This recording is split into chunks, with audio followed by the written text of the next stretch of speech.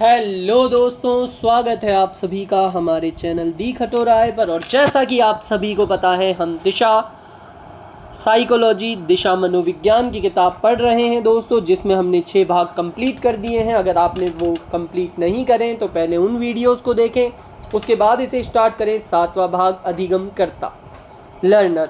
इसमें हम पढ़ेंगे विविध अधिगम कर्ताओं की समझ, पिछड़े, मंदबुद्धि, प्रतिभाशाली, वंचित एवं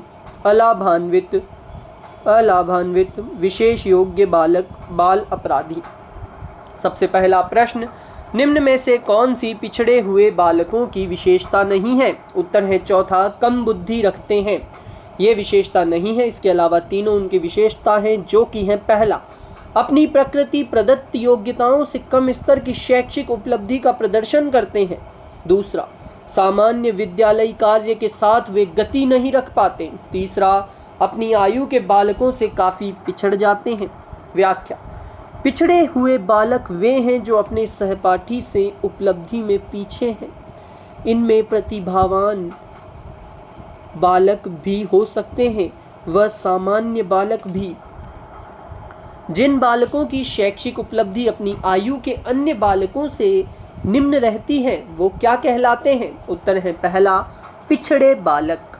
व्याख्या, सीरीट बर्ट के शब्दों में पिछड़ा बालक वह है जो अपने विद्यालय जीवन के मध्य अर्थात 10.5 साल में अपनी उम्र के समकक्ष से नीचे की कक्षा का कार्य करने में असमर्थ हो। एक बालक समान कक्षा में कई वर्षों तक रहता है, वह किस प्रकार का विशिष्ट बालक है? उत्तर है तीसरा, पिछड़ा बालक। निम्नलिखित में से कौन सी विशेषता मानसिक दृष्टि से पिछड़े बालक की नहीं है? इसका उत्तर होगा दूसरा, पारिवारिक समायोजन का अभाव। यह पिछड़े बालक की विशेषता नहीं है। एक बालक जो गणित के अतिरिक्त अन्य विषयों के उनमें सामान्य है, जबकि गणित में बहुत निम्न उपलब्धि रखता है, ऐसे बालक को निम्न में से किस श्रेणी में रखा जा सकता है? उत्तर है पहला, पिछड़े बालक। एक बच्चा जिसकी उपलब्धि 6ठी कक्षा तक अच्छी थी, 7वीं कक्षा से उसकी उपलब्धि बहुत कम रहने लगी, तो वह है? उत्तर है तीसरा, शैक्षिक दृष्टि से पिछड़ा। निम्न में से समस्या बालक नहीं है। निम्न में से समस्या बालक नहीं है। उत्तर है चौथा, मंद बुद्धि वाला। ऐसे बालक जो अपने स्तर से निम्न स्तर का कार्य भी आसानी से नहीं कर पाते हैं, मंद बुद्धि बालक कहलाते हैं। मंद गति से सीखने वाले बालक वे बालक हैं जिनकी सीखने की गति अपने वर्ग के सामान्य बालकों की अपेक्षा कम होती है, जिसके अनेक कारण कम बुद्धि लब्धि होना, पारिवारिक कारण, स्वास्थ्य आदि हो सकते हैं। मंगोलिज्म होता है। उत्तर है तीसरा, मंद बुद्धि। व्याख्या, मानसिक विमंदित बालकों के लिए मंगोलिज्म शब्द का प्रयोग किया जाता है तथा सर्वप्रथम इस प्रकार के बालकों की पहचान 1913 ईस्वी में इंग्लैंड में की गई। मंदबुद्धि बालकों को चिकित्सक शारीरिक विशेषताओं के आधार पर निम्न वर्गों में विभक्त करते हैं। पहला, मस्तिष्कीय क्षति वाला बालक। यह एक प्रकार की दैहिक विकृति है जो कि बालक के मस्तिष्क को चोट अथवा बीमारी के कारण हानि पहुंचने से उत्पन्न होती है। दूसरी, मंगोलिज्म। मंगोलिज्म प्रकार की मानसिक दुर्बलता वाले बालकों का बौद्धिक स्तर जड़ बुद्धि 25 से नीचे तक होता है। तीसरा, जड़ बालक। इनका बौद्धिक स्तर जड़ता 25 के नीचे से मूढ़ता 25 से 50 तक होता है। प्रतिभाशाली बालक वह है जो अपने उत्पादन की मात्रा, दर तथा गुणवत्ता में विशिष्ट होता है।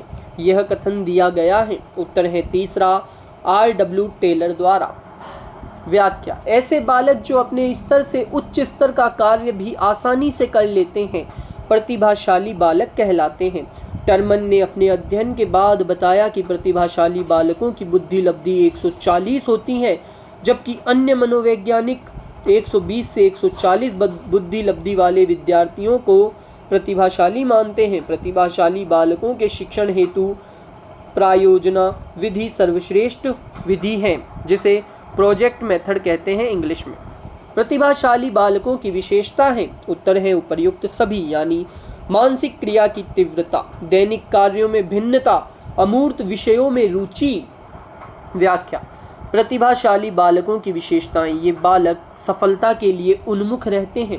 ये बालक जोखिम लेने वाले नहीं हैं। इन बालकों का चिंतन अभिसारी होता है। इन बालकों का चिंतन केंद्र मुखी होता है। ये बालक परंपरावादी होते हैं। इन बालकों को मानसिक खेल खेलने के लिए प्रेरित करना चाहिए। प्रतिभाशाली बालकों में उच्च बुद्धि लब्धि 140 या उससे भी अधिक होती है। प्रतिभाशाली बालक रक्षात्मक प्रकृति के होते हैं। कौन सी प्रतिभाशाली बालक की विशेषता है? उत्तर है तीसरा, यानी अभिसारी चिंतन, 130 से ज्यादा IQ, उच्च स्मरण क्षमता। कक्षा 8 के एक बालक को निम्न में से किस मुख्य विशेषता के आधार पर प्रतिभाशाली कहेंगे? उत्तर है दूसरा, उच्च बुद्धि लब्धि के आधार पर। प्रतिभाशाली बालकों पर निम्न में से कौन सी विशेषता लागू नहीं होती है? उत्तर है तीसरा, अनभिज्ञता। वर्ग त्वरण किस प्रकार के विशिष्ट आवश्यकता वाले बालकों के शैक्षिक विकास हेतु एक उपाय है? उत्तर है पहला, प्रतिभाशाली। व्याख्या: प्रतिभाशाली बालकों में वर्ग त्वरण, ग्रेड एक्सेलरेशन, शैक्षिक विकास का एक उपाय है जिसमें बालक की अगली कक्षा में जल्दी उन्नति की जाती है। एक शिक्षक विषय वस्तु संवर्धन कार्यक्रम की योजना बना रहा है। वह किस प्रकार के अधिगमकर्ताओं के लिए ऐसा कर रहा है? उत्तर है तीसरा, प्रतिभाशाली अधिगमकर्ताओं के लिए। व्याख्या: संवर्धन कार्यक्रम, एनरिचमेंट प्रोग्राम। इसके अंतर्गत पाठ्यक्रम में जटिलता, कठिनाई, विस्तार एवं अमूर्तता का समावेश होना चाहिए, जिसमें प्रतिभाशाली अभिकर्ताओं हेतु विशेष कक्षा कक्ष, विशेष उन्नत पाठ्यक्रम, विशिष्ट शिक्षक, व्यक्तिगत निर्देशन होना चाहिए और होता है। निम्नलिखित में से कौन सा प्रतिभाशाली बालकों के लिए संवर्धन कार्यक्रम नहीं है? उत्तर होगा चौथा, कॉमन कक्षा कक्ष उपलब्ध कराना। प्रतिभाशाली बालकों के शिक्षण हेतु निम्नलिखित में से कौन सा कार्यक्रम उपयुक्त नहीं है? उत्तर है चौथा, उपचारात्मक शिक्षण।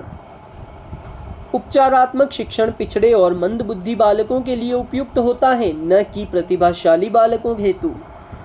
रोहन अपनी कक्षा का प्रतिभाशाली बालक है। उसकी क्षमताओं में वृद्धि करने हेतु एक शिक्षक होने के नाते आप कौन सा विकल्प अपनाएंगे? उत्तर है इसका दोस्तों तीसरा, यानी संवर्धन कार्यक्रम, प्रोत्साहन योजना और समान क्षमता वाले बालकों के साथ समूहीकरण करके। प्रतिभाशाली बालकों को स्कूल में सफलता के लिए प्रोत्साहित करने के सर्वोत्तम तरीके के बारे में अनुसंधान सुझाते हैं कि उत्तर है पहला, स्वयं के लिए अधिगम से प्रेम करने हेतु प्रोत्साहित करना। निम्नलिखित में से कौन सा या कौन सी विशेषता प्रतिभावान शिक्षार्थी की है? उत्तर है पहला, यदि कक्षा की गतिविधियां अधिक चुनौतीपूर्ण नहीं होती तो वह कम प्रेरित अनुभव करता है और ऊब जाता है। डैश बच्चों में अमूर्तमान प्रत्ययों को ग्रहण करने की योग्यता होती है। उत्तर है दूसरा, प्रतिभाशाली। प्रतिभाशाली बालकों की पहचान निष्पादन परीक्षणों द्वारा कठिन मानी जाती है। इसका उपयुक्त कारण किस विकल्प में दिया गया है? उत्तर है पहला, निष्पादन मापन से पढ़ाई में पिछड़े हुए प्रतिभाशाली बालक को नहीं पहचान सकते। प्रतिभाशाली अधिगमकर्ता की आवश्यकताओं की पूर्ति के लिए सबसे उपयुक्त व्यूह रचनाएं हैं। उत्तर है पहला, त्वरण एवं संवर्धन। प्रतिभावान बालकों की पहचान करने के लिए हमें सबसे अधिक महत्व है क्या? उत्तर है दूसरा, वस्तुनिष्ठ परीक्षणों के परिणाम को देना चाहिए। वस्तुनिष्ठ परीक्षण का निर्माण सर्वप्रथम हैरासमैन ने 1845 में किया था। वस्तुनिष्ठ परीक्षण तकनीकी दृष्टि से निबंधात्मक परीक्षण की अपेक्षा अधिक विश्वसनीय व वैध होते हैं। एक शिक्षक द्वारा प्रतिभाशाली बालकों के उत्थान हेतु कौन सा प्रयास किया जाएगा? उत्तर है दूसरा, विशिष्ट कक्षाएं व प्रोत्साहन। कक्षा में एक बच्चा जो कई प्रश्न पूछता है और जिसकी रुचियां विस्तृत हैं वह है। उत्तर है दूसरा, प्रतिभावान बालक। विशिष्ट बालक का अर्थ है। उत्तर है चौथा, सामान्य बालक की अपेक्षा कम या अधिक गुण वाला। इनमें से कौन सा कृत्य बाल अपराध नहीं है? उत्तर होगा दूसरा, कक्षा में नींद निकालना। वर्तमान में असमर्थ या निशक्त बालकों की शिक्षा है। उत्तर है पहला, समावेशित शिक्षा। एक बालक संगीत की अद्वितीय प्रतिभा का धनी है, उसके लिए निम्न में से कौन सी श्रेणी सर्वश्रेष्ठ है? उत्तर है चौथा, विशिष्ट। बाल अपराध के जिम्मेदार शैक्षिक कारणों में निम्नलिखित में से कौन सा कारण नहीं आता है? उत्तर है तीसरा, खराब संगत। यदि किशोर शिक्षार्थी अभिभावक व शिक्षक द्वारा बार बार तिरस्कार एवं तंग किए जाते हैं तो इससे उत्पन्न होता या होती है? उत्तर है पहला, हीनता की भावना। निम्नांकित में से कौन सी स्वलीनता युक्त बालक के शिक्षण की एक विधि है? उत्तर है पहला, PECS यानी पिक्चर एक्सचेंज कम्युनिकेशन सिस्टम। स्वलीनता युक्त बालक के शिक्षण की एक विधि है। एंडी बॉन्डी एवं लॉरी फॉस्ट ने इस विधि पर कार्य किया था। ऑटिज्म की सर्वप्रथम व्याख्या की थी? उत्तर है पहला, केनर ने। व्याख्या, ऑटिज्म स्वलीनता। इसकी व्याख्या सर्वप्रथम 1943 में केनर द्वारा की गई थी। स्वलीनता से तात्पर्य है अपने में ही खोए रहना या मस्त रहना। जुंग के वर्गीकरण में ऐसे व्यक्तियों को अंतर्मुखी व्यक्तित्व वाला व्यक्ति माना गया है। ऐसे व्यक्ति स्वयं में रुचि रखने वाले, संकोची, कमजोर, संप्रेषण क्षमता युक्त, रूढ़िबद्ध व्यवहार वाले तथा कमजोर सामाजिक व्यवहार वाले व्यक्ति होते हैं। निम्न में से कौन से स्वलीनता ऑटिज्म के लक्षण हैं? उत्तर है चौथा, ऊपरी लिखित सभी यानी कमजोर सामाजिक व्यवहार, कमजोर संप्रेषण, रूढ़िबद्ध व्यवहार। कौन सा बाल अपराध का एक मनोवैज्ञानिक कारक नहीं है? उत्तर है तीसरा, राजनीति। किशोर अपराध के उपचार हेतु निम्न में से कौन सा तरीका सही है? उत्तर उपर्युक्त सभी यानी संगी साथियों के साथ रखा जाए, व्यावसायिक चिकित्सा दी जाए, बाल कारागार में भेजा जाए। छात्रों में सीखने की योग्यता निर्भर करती है। उत्तर है चौथा, व्यक्तिगत भिन्नता। निम्नलिखित में से अपराधी बालकों के उपचार एवं शिक्षा के लिए कौन सी निरोधात्मक प्रविधि है? उत्तर है तीसरा, माता पिता का स्नेह एवं प्यार। निम्न में से कौन सा कारक गणित विषय में प्रतिभाशाली विद्यार्थी की सफलता को प्रभावित करता है? उत्तर है तीसरा, दृढ़ता। अधिगम विकलांग बच्चे अधिकतर क्या होते हैं? उत्तर है चौथा, निम्न उपलब्धि वाले। बच्चे के व्यक्तित्व के एक सूत्रीय विकास के लिए माँ बाप को चाहिए कि वे, उत्तर है तीसरा, घर में अनुकूलन वातावरण प्राप्त करवाएं। निम्न में से कौन विशेष आवश्यकता वाले बालकों के वर्ग में आता है? उत्तर है चौथा, सभी यानी प्रतिभावान, मानसिक रूप से पिछड़े, शारीरिक रूप से अक्षम, सामाजिक रूप से अक्षम। एक बालक असंभव प्रतीत होने वाली कल्पना करता है, यह संकेत है उसकी। उत्तर है दूसरा, सृजनशीलता का। एक बालक जब भी बोलना शुरू करता है तब शब्द का प्रथम अक्षर बहुत लंबा हो जाता है, जैसे त था। उसके मुख से बाहर शब्द नहीं निकलता है।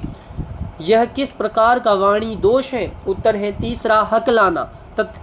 ऐसे करते हैं ना वो बालक, हकलाना। हकलाने का मनोवैज्ञानिक कारण है। उत्तर है तीसरा, संवेगों का तीव्र प्रवाह। किस श्रेणी के छात्रों को ब्रेल पठन सामग्री प्रदान की जाती है? उत्तर है तीसरा, दृष्टि बाधित। अंधे बालक। अंधे बालकों को ब्रेल लिपि के माध्यम से शिक्षा प्रदान की जाती है।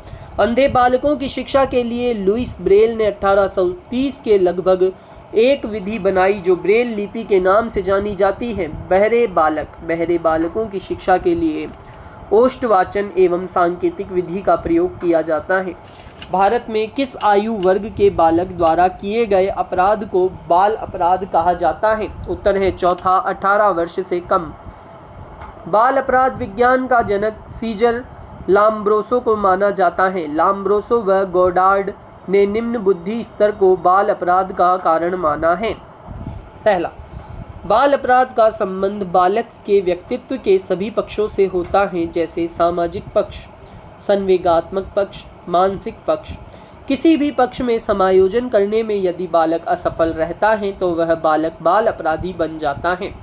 बाल अपराध का शाब्दिक अर्थ है सामान्य रास्ते से भटक जाना। ऐसे बालक जो समाज के द्वारा बनाए गए नियमों का उल्लंघन करते हैं बाल अपराधी बालक कहलाते हैं।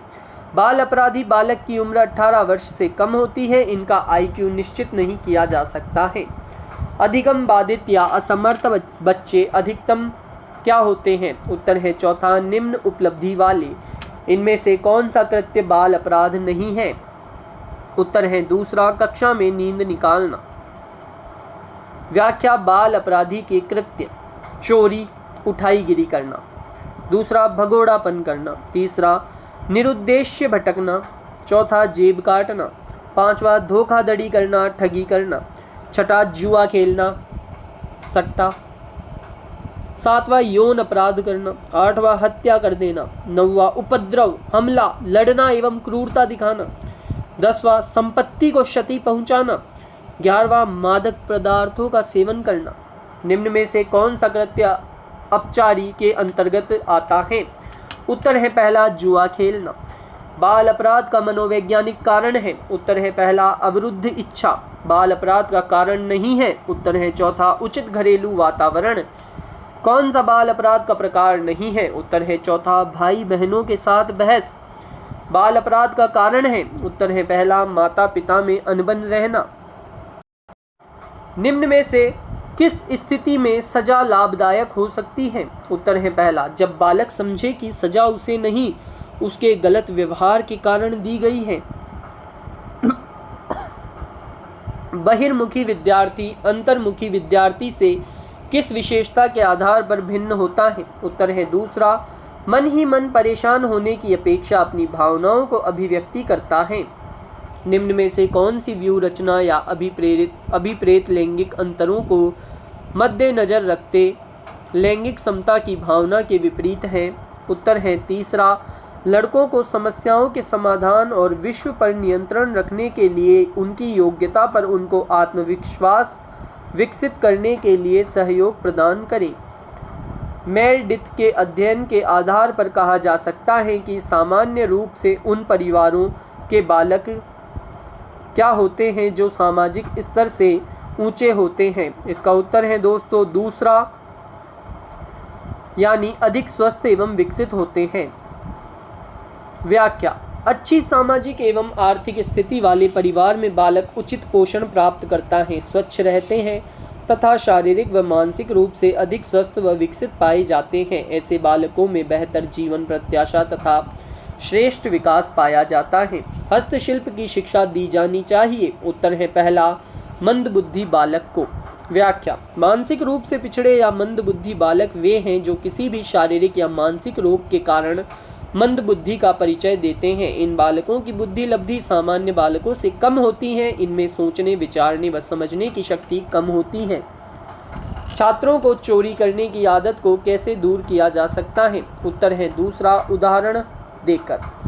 बालकों में अपने साथियों के पास नई वस्तुएं देखकर उन्हें अपनाने की तीव्र इच्छा होती है, जिसके चलते वह चोरी करना सीख जाता है। ऐसे बालकों को ईमानदारी के कारण उदाहरण देकर चोरी की आदत को छुड़वाया जा सकता है। पृथक कक्षाओं एवं संवर्धन कार्यक्रमों का प्रयोग शिक्षा के लिए किया जाता है। उत्तर है पहला प्रतिभाशाली बालकों के लिए। व्याख्या। प्रत्येक सृजनशील बालक प्रतिभाशाली होता है। प्रत्येक सृजनशील बालक की बुद्धि लब्धि उच्च होती है तथा प्रतिभाशाली बालक के प्रायः सभी गुण पाए जाते हैं। निम्न में से कौन सा विकल्प उपलब्धि में व्यक्तिगत भिन्नता का प्रतीक नहीं है? उत्तर है दूसरा लिंग में विभिन्नता।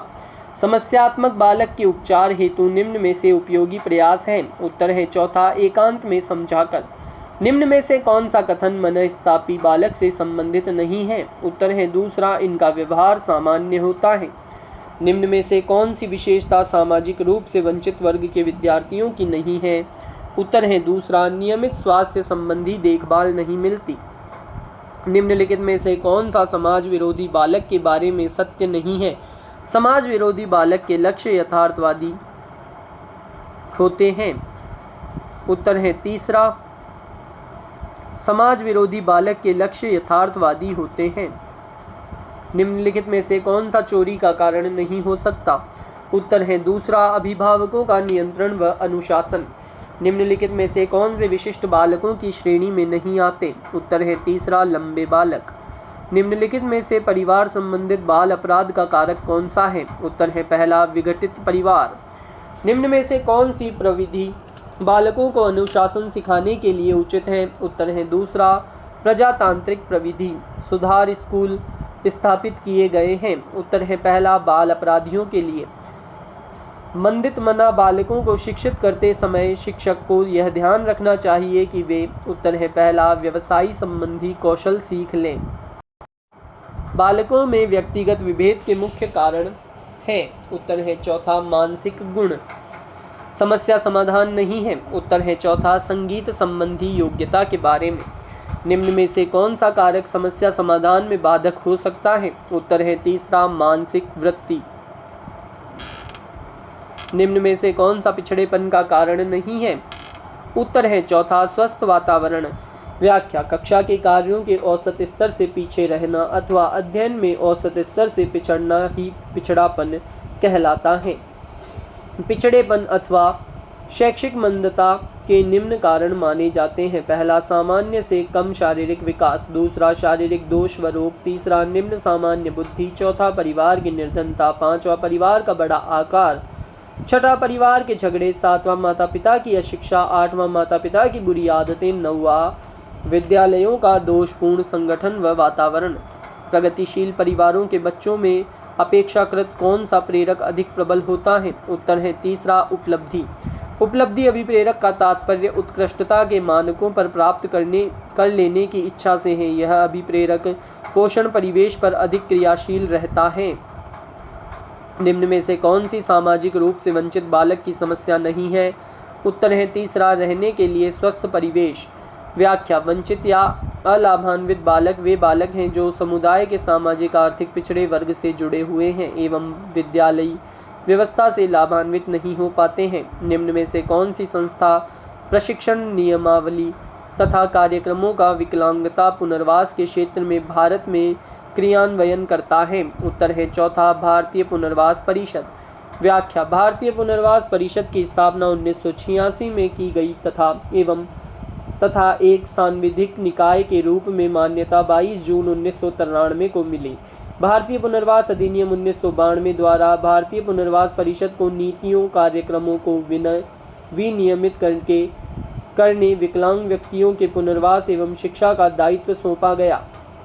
पाठ्यक्रमों का मानकीकरण करना और एक केंद्रीय पुनर्वास रजिस्टर सभी योग्य पेशेवरों और विशेष शिक्षा के क्षेत्र में काम करने वाले व्यवसायिकों और कार्मिकों को एक केंद्रीय पुनर्वास पंजिका में पंजीकृत करने का कार्य सौंपा गया। निम्न में से किस तकनीकी के अंतर्गत एक बच्चा किसी चीज़ को हासिल करता है जिसे बाद में वो अपने इच्छुक चीज़ें कार्य या लाभ में बदल सकता है? उत्तर है पहला टोकन इकोनॉमी। टोकन इकोनॉमी इच्छित व्यवहार को बढ़ाने तथा अनिच्छित व्यवहार को घटाने के लिए प्रयुक्त व्यवहार परिवर्तन हेतु तैयार की गई तकनीक है। मोटे तौर पर बाल अपराध शब्द किसी कानून के भंग किए जाने का उल्लेख करते हैं। यह परिभाषा किस मनोवैज्ञानिक ने प्रस्तुत की है? उत्तर है पहला वैलेंटाइन। श्रवण में विकृत की माप की जाती है? उत्तर है दूसरा डेसिबल में। ध्वनि को डेसिबल में मापा जाता है, अतः श्रवण में विकृति का मापन भी डेसिबल से किया जाता है। हमारे देश में कई बच्चे एक से अधिक भाषा बोलते हैं। निम्न में से पता लगाएं 2 भाषाओं को बोलने की क्षमता वाले बच्चों के लिए सही लाभ। उत्तर है चौथा उपर्युक्त सभी। अवधारणा गठन में सुविधा, विश्लेषणात्मक तर्क में सुविधा और संज्ञानात्मक लचीलेपन में सुविधा। व्याख्या एक से अधिक भाषा बोलने वाले बालकों में संप्रत्यय निर्माण, कॉन्सेप्ट फॉर्मेशन, विश्लेषणात्मक तार्किकता, एनालिटिकल रीजनिंग, संज्ञानात्मक लचीलापन, कॉग्निटिव फ्लेक्सिबिलिटी आदि गुण विकसित हो जाते हैं। विशेष आवश्यकता वाले बच्चों को शामिल करना। उत्तर है तीसरा शिक्षण के प्रति दृष्टिकोण विषय वस्तु और धारणा परिवर्तन की अपेक्षा रखता है। शैक्षिक समस्याओं से ग्रस्त बालकों को किस समस्या का सामना करना पड़ता है? इसका उत्तर है दोस्तों दूसरा, यानी भाषा के बोलने में असामान्यता का होना। व्याख्या अधिगम संबंधी कठिनाइयाँ सभी आयु वर्गों तथा सामाजिक व आर्थिक स्तरों में पाई जाती हैं। इनके अंतर्गत मुख्यतः लिखने, सुनने, उच्चारण करने, अर्थ ग्रहण करने, संप्रेषण करने, समझने, पढ़ने, ध्यान केंद्रण, संवेग नियंत्रण आदि से संबंध होती है। मानसिक रूप से पिछड़े बालकों के लिए कौन सी व्यू रचना कार्य करेगी? उत्तर है पहला कार्यों को मूर्त रूप से समझना। मानसिक रूप से पिछड़े बालक वे बालक हैं जिनकी बुद्धि लब्धि 60 से कम होती है। इसके अंतर्गत मंद बुद्धि, मूढ़ तथा जड़ बुद्धि बालकों को शामिल किया जाता है। इनकी अमूर्त बुद्धि कमजोर होती है। एक अध्यापक किसी भी समूह में समुदाय आधारित व्यक्तिगत विभिन्नताओं को समझ सकता है। उत्तर है तीसरा, भाषा एवं अभिव्यक्ति के आधार पर उपचारात्मक शिक्षण किस प्रकार के बालकों के लिए प्रयुक्त होता है। उत्तर है दूसरा, धीमे सीखने वाले। द बैकवर्ड चाइल्ड पुस्तक के लेखक हैं। उत्तर है पहला, सिरिल बर्ट। सिरिल बर्ट ने द बैकवर्ड चाइल्ड पुस्तक में पिछड़े बालकों की शैक्षिक लब्धि 85 से कम बताई है। किस उपचारात्मक प्रविधि के अंतर्गत मनोचिकित्सा एवं परामर्श द्वारा अपराधी बालक में सूझ एवं समझ उत्पन्न करके अपराधी व्यवहारों को कम करने का प्रयत्न किया जाता है। उत्तर है दूसरा, मनोगतिक साइको डायनामिक। बच्चों को उनकी प्राथमिक विशेषता से सही मिलान कीजिए। इसका उत्तर है चौथा, यानी प्रतिभाशाली सुमेलित होगा शीघ्रता से एवं स्वतंत्र रूप से सीखने की योग्यता। अधिगम अशक्तता सुमेलित होगी, धारा प्रवाह पढ़ने में कमी है। सृजनात्मक सुमेलित होगा, मूल समाधानों के बारे में सोच सकता है। और डी, पिछड़े बच्चे निम्न शैक्षिक उपलब्धि। CWSN का अर्थ है। उत्तर है तीसरा, विशिष्ट आवश्यकता वाले बच्चे। आप मंद गति अधिगमकर्ताओं की कक्षा को शिक्षण करवा रहे हैं। निम्नलिखित शिक्षण तकनीकों में से आप किन तकनीकों को अपनाएंगे। इसका उत्तर है दूसरा, यानी सरल शब्दों में निर्देश देंगे, श्रव्य दृश्य सामग्री का उपयोग करेंगे और उनके दैनिक जीवन से जुड़ी गतिविधियों का आयोजन किया जाएगा। विद्यार्थी की नई विषय वस्तु को छोटे छोटे भागों में सरल पदों में पूर्व में जो वह जानता है उससे संबंधित कर प्रस्तुत करना चाहिए। शिक्षण की यह व्यू रचना निम्नलिखित में से किसके लिए सर्वाधिक उपयुक्त है। उत्तर है तीसरा, धीमी गति के अधिगमकर्ता के लिए। समस्या समाधान में यदि कोई विद्यार्थी अध्यापक के निर्देशित परिप्रेक्ष्य में हल खोजने की जगह कुछ नया लीक से हटकर रूढ़ि मुक्त किंतु उपयोगी हल खोजे तो वह, उत्तर है चौथा, अपनी अपसारी सोच की क्षमता का प्रयोग कर रहा है। निम्न व्यवहार समूहों में से कौन सा व्यवहार समूह बाल अपराधियों में प्रायः नहीं देखा गया है। उत्तर है दूसरा, आंतरिक रूप से नियंत्रित सामाजिक और नियमों का पालन करने वाले। निम्न में से कौन सा कथन समाज विरोधी बालकों के बारे में सत्य नहीं है। उत्तर है दूसरा, समाज विरोधी बालक के लक्ष्य यथार्थवादी होते हैं। व्याख्या, समाज विरोधी बालक यथार्थवादी न होकर कल्पनावादी होते हैं। और इसी के साथ दोस्तों हमारा ये 7वां भाग चैप्टर कंप्लीट होता है। कल हम पढ़ेंगे दोस्तों 8वां भाग, सृजनात्मकता। अगर आपको वीडियो अच्छा लगा हो तो वीडियो को लाइक करें और चैनल को सब्सक्राइब करें और कमेंट करके अवश्य बताएं आपको वीडियो कैसा लगा। दोस्तों टाटा बाय बाय।